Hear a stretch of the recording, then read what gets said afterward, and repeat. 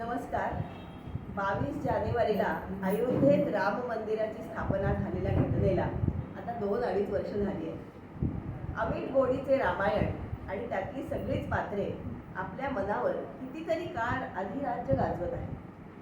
मी जेव्हा जेव्हा श्रीरामांबद्दल रामायणावर काही वाचते, ऐकते, तेव्हा माझ्या मनात काहीतरी भावना, विचार रुची घालतात आणि ते जे गारुड माझ्या मनावर होते ते वेळोवेळी मी शब्दबद्ध करण्याचा प्रयत्न केलेला आहे. आजच्या काव्य अभिवाचनात माझ्या स्वलिखित ह्या काव्यातली रामायणातली काही निवडक पात्र मी आपल्यापुढे मांडायचा प्रयत्न करणार आहे. माझ्या पहिल्या अष्टाक्षरी रचनेत आम्ही दोघे मिळून रामाच्या रूपाचे संकीर्तन करणार आहोत. रघुकुल भूषणाचे रूप साजिरे गोजिरे, करू कसे मी वर्णन, शब्द पडती अपुरे, शब्द पडती अपुरे. चैत्रमासी नवमीला समयाला मध्यान्नाच्या, घेती जन्म पद्मनाभ, ओटी राणी कौसल्येच्या, ओटी राणी कौसल्येच्या. त्रेतायुगात प्रत्यक्ष भगवंताचा 7वा अवतार जन्माला आला आहे. हळूहळू रांगणारं, चालणारं त्याचं बालरूप मोठं मनोहरी दिसत आहे. श्याम वर्णी कमलाक्ष, शोभे दंत पंक्ती शुभ्र, भासे माला मौक्तिकाची, कांती जणू श्याम आभ्र. भासे माला मौक्तिकाची, कांती जणू श्याम आभ्र. भाळी टिळा चंदनाचा, भाळी टिळा चंदनाचा, धारदार ती नासिका, रक्तवर्णी ओष्ठद्वय, वाटे गुलाब कलिका. आता श्रीरामांनी तारुण्यात प्रवेश केलेला आहे. अतिशय आकर्षक असं त्यांचे युवा रूप समोर दिसत आहे. प्रसन्न वदनी राम, सज्ज हाती चाप बाण, शोभे जानकी वामांगी, बंधू शेजारी लक्ष्मण. खाण असे सद्गुणांची, एक पत्नी एक बाणी, राम हा एक वचनी, त्राता धरता चक्रपाणी, त्राता धरता चक्रपाणी. गोड असे हे राम नाम कितीही घेतले तरी समाधान होत नाही आणि कितीही शब्द वापरले तरी त्यांच्या रूपागुणांचे पूर्णपणे वर्णन करता येणे अशक्य आहे. कसे वर्णू रूप गुण, कसे वर्णू रूप गुण, तुझे कौसल्या नंदना, शब्द अपुरे पडती तव गोड संकीर्तना, शब्द अपुरे पडती तव गोड संकीर्तना. सर्व सुखी असा कोण, ज्याच्या मुखी राम नाम, सर्व सुखी असा कोण, ज्याच्या मुखी राम नाम, भजे जो केवळ राम, ध्यानी ज्याच्या श्रीराम, ध्यानी ज्याच्या श्रीराम. नका सोडू राम नाम, जपा श्रीरामाचे नाम, नका सोडू राम नाम, जपा श्रीरामाचे नाम.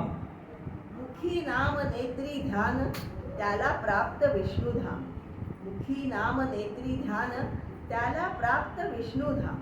जय श्रीराम. रामायणातील कितीतरी प्रसंग असे आहेत की ते कितीही जरा वेळा वाचले किंवा ऐकले, वर्णन केले तरी त्यांची गोडी अजिबात कमी होत नाही. सर्वांना मोहित करणारा असा रामायणातील एक प्रसंग म्हणजे सीता संयमवर. आधुनिक वाल्मिकी शब्दप्रभू कविवर्य ग. दी. माडगूळकर यांच्या सिद्धहस्त लेखणीतून उतरलेले गीत रामायण हा एक चमत्कार आहे. त्यातील एक अतिशय मधुर भाव असलेली काव्य ओळ मला अतिशय मोहवते. अधीर जाहली अधीर ती गुणी हातीची माला. सीता स्वयंवराच्या प्रसंगी शिवधनुष्य मोडून प्रभू रामचंद्र पण जिंकतात तेव्हा सलज्ज सीता वरमाला घालण्यासाठी अधीर असतेच, पण त्या वरमालेतील पुष्पे सुद्धा तितकीच किंबहुना जास्तच अधीर झालेली आहेत प्रभू रामचंद्रांचा गळा स्पर्श घ्यायला. किती गोड भाव व्यक्त होतो यातून. ह्याच प्रसंगावर मला माझ्या अल्प प्रतिभेला सुचलेली ही दशाक्षरी रचना आता सादर करत आहोत. दशाक्षरीचे शीर्षक आहे मिलन शिवशक्तीचे. होती सीता कन्या भूमातेची, आहे तिच्यात लक्ष्मीचा अंश.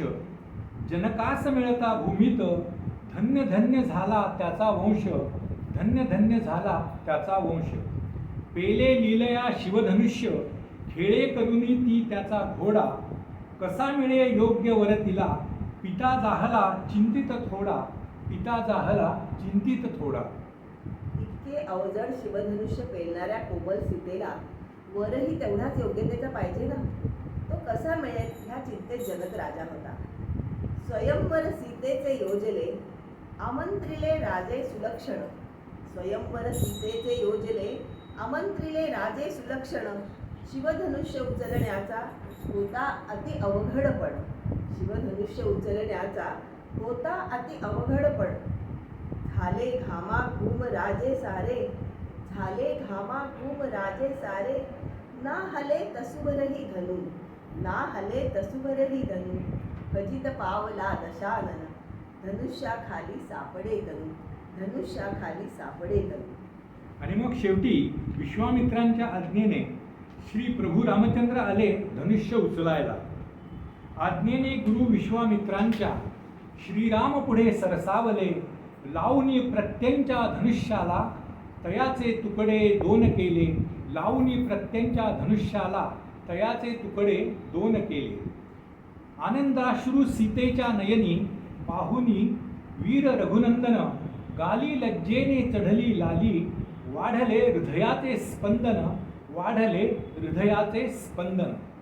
घालता पुष्पमाला रामाला स्वयंवर झाले जानकीचे.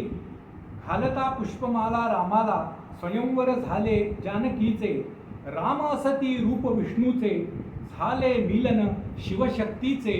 झाले मिलन शिवशक्तीचे. थाटामाटात स्वयंवर तर झालं आणि अयोध्येमध्ये जणू सुखाची प्रचंड लाट उसळली. पण अचानक या सुखाला कुणाची तरी दृष्ट लागली. कैकेयीने एक घोरी मागणी केली आणि अयोध्या जणू उन्मळून पडली. मध्यंतरी माझ्या वाचनात एक गोष्ट आली होती. कैकेयीला उत्तम युद्धशास्त्र अवगत होते. राजकारणात ती निपुण होती. अत्यंत बुद्धिमान अशी ही स्त्री इतक्या हलक्या कालाची असेल. फक्त मंथरेसारख्या एखाद्या क्षुल्लक दासीच्या सल्ल्याने वागेल. तेव्हा त्या लेखकाने लिहिले होते की तिने बलाढ्य लंकापतीच्या नाशासाठी हे सगळे षडयंत्र रचले. तिला माहिती होते की रावणाचा पाडाव फक्त रामच करू शकेल. मग तो अयोध्येचा राजा झाला तर हे सगळं कोण करेल. आता खरे की खोटे हे माहिती नाही, पण ही गोष्ट तेव्हापासून माझ्या मनात घर करून बसली आहे. त्यामुळे त्यावर आधारित एक अष्टाक्षरी रचना मी केलेली आहे. रचनेचं शीर्षक आहे दुःख कैकेयीचे. गेला गेला राम माझा नभे मी तया धाडला. कुठे हे पाप फेडू मी वाटे कान हर्ष मला. वाटे कान हर्ष मला. राम माझा सुकुमार होता मोह का मजला. राज्यपदनी राज्याचा जाणे तो राम एकला. राज्यपदनी राज्याचा जाणे तो राम एकला. राहे मनातच टाहो कैकेयीचा ह्या दुर्दैवी. कसे सांगू मी कोणाला होता हा संकेत दैवी. कसे सांगू मी कोणाला होता हा संकेत दैवी. गोळा माझिया पोटाचा म्हणे मजला वैरीण. हाय मृत्यू पावे पिता मीच म्हणे कैदाशीण. मीच म्हणे कैदाशीण. कसे समजावू त्याला करू सांत्वन मी कसे. कौसल्येचे सुमित्रेचे अपराधी मीही नसे. कौसल्येचे सुमित्रेचे अपराधी मीही नसे. दुःखी अंध माता पिता शाप पुत्र वियोगाचा. देती राजा दशरथा खेळ चाले नशिबाचा. देती राजा दशरथाचा खेळ चाले नशिबाचा. झाला मत्त दशानन ऋषी मुनी भयभीत. नसे रामा वेल त्यास करू शके पराजित. करू शके पराजित. होई जर राम राजा कसा होईल संहार. होई जर राम राजा कसा होईल संहार. दुष्ट त्या लंकापतीचा त्रस्त होते लोक फार. नको माता पिता बंधू फक्त कर्तव्यच थोर. नको माता पिता बंधू फक्त कर्तव्यच थोर. नाही राज्य नसे सत्ता बंधू.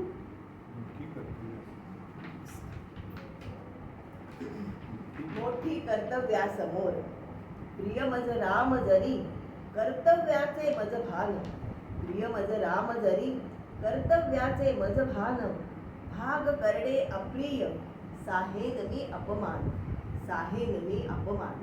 दुःखपती वियोगाचे दुःख पुत्र वियोगाचे दुःखपती वियोगाचे दुःख पुत्र वियोगाचे नशिबात निर्भत्सना दाव असे नियतीचे. नाही समजे कोणाला दुःख माझ्या अंतरीचे तूच एक मज रामा हेतू जाणशी मनीचे हेतू जाणशी मनीचे.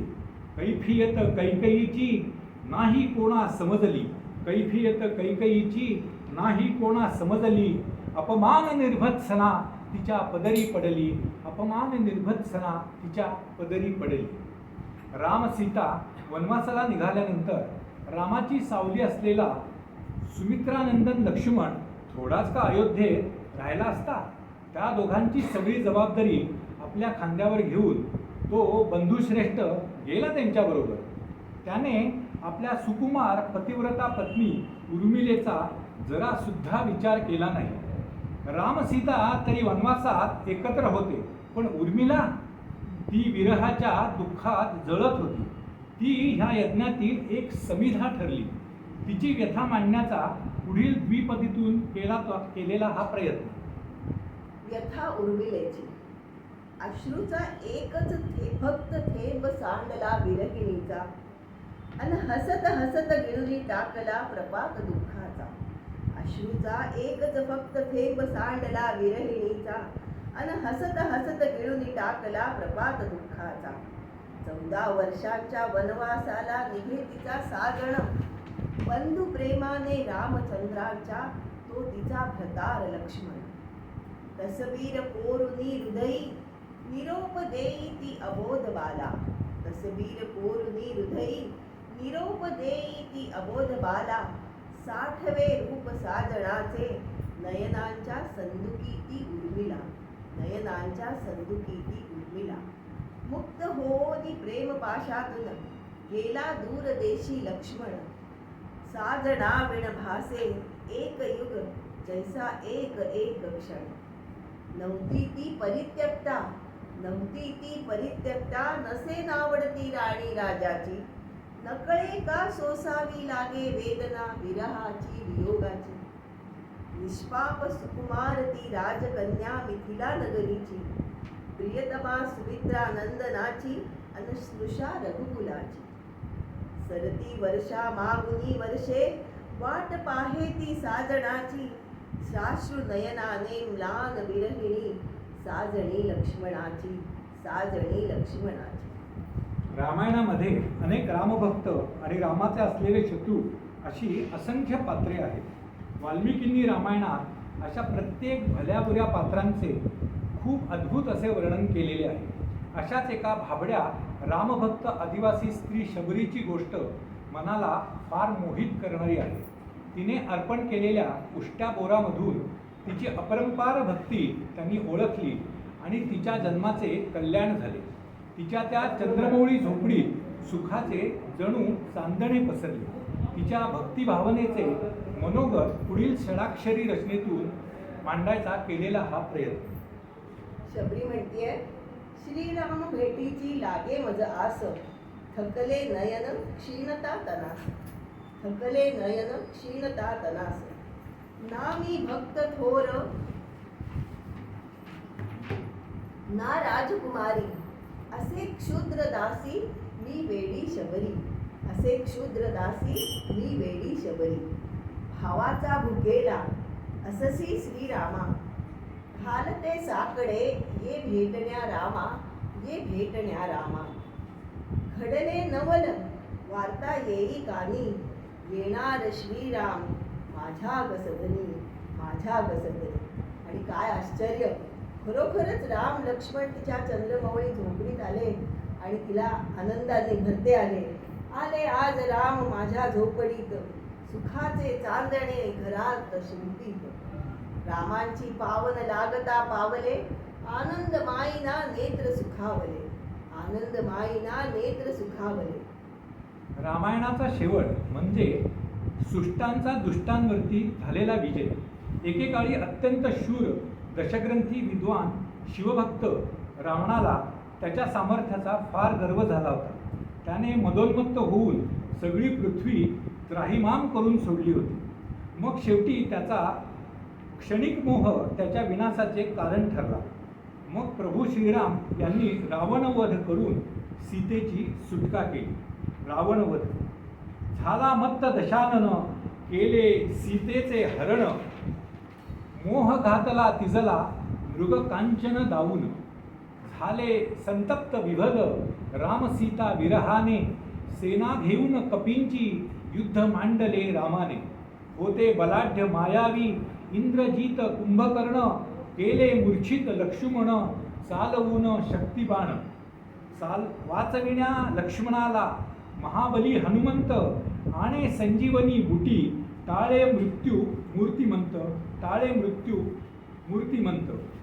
राम लक्ष्मणाने केला वध रावण सैन्याचा. कुंभकर्ण इंद्रजित अशा साऱ्या दानवांचा.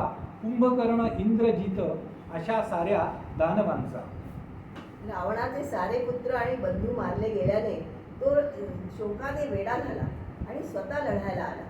मायावी युद्धात तो फार प्रवीण होता. त्याचे शीर कापले गेले तर ते पुन्हा उगवण्याचे त्याला वरदान होते. त्यामुळे रामांचे प्रयत्न वाया जाऊ लागले व त्यांच्या मदतीला धावून आला विभीषण. करी राम शिरच्छेद वारंवार रावणाचा. परी वरदान त्याला शीर पुनश्च येण्याचा.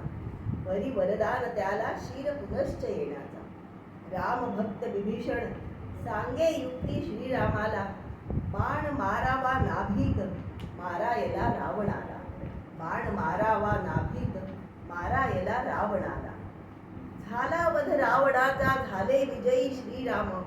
प्राण सोडी दशानन, पण मुखी त्याच्या राम नाम. पण मुखी त्याच्या राम नाम. झाला अवघा आनंद, झाली सुटका सीतेची. जय घोष निनादला, फत्ते वानर सेनेची. फत्ते वानर सेनेची. जय श्रीराम. जय श्रीराम. जय श्रीराम.